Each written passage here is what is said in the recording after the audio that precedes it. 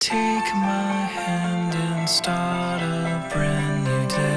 Thanks to those who support United Way of Greater St. Joseph, life-changing events are happening every day throughout Northwest Missouri and Northeast Kansas. Really, this is the first time that generations of children may not live as long as their parents.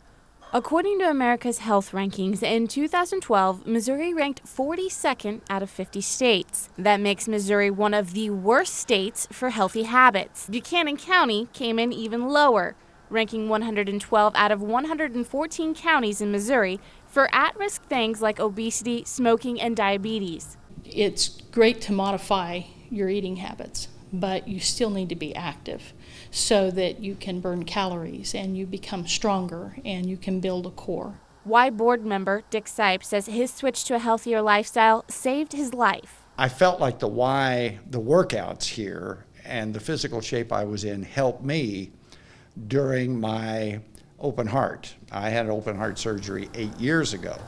I felt like the shape I was in was helped by what I was doing at the Y. Sipe says he wasn't always physically active. I was one of the couch potatoes for a long time, too busy working and providing for a family and not taking care of myself physically, not getting out and working out. When I started doing the basketball, I found I felt a lot better. I had more energy. The more I played, the better I got to feel.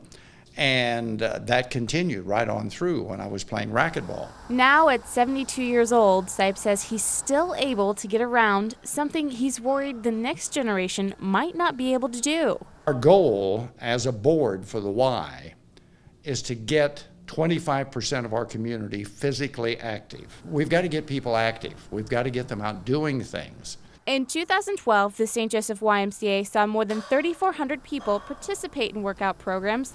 The Y hopes to see that number increase.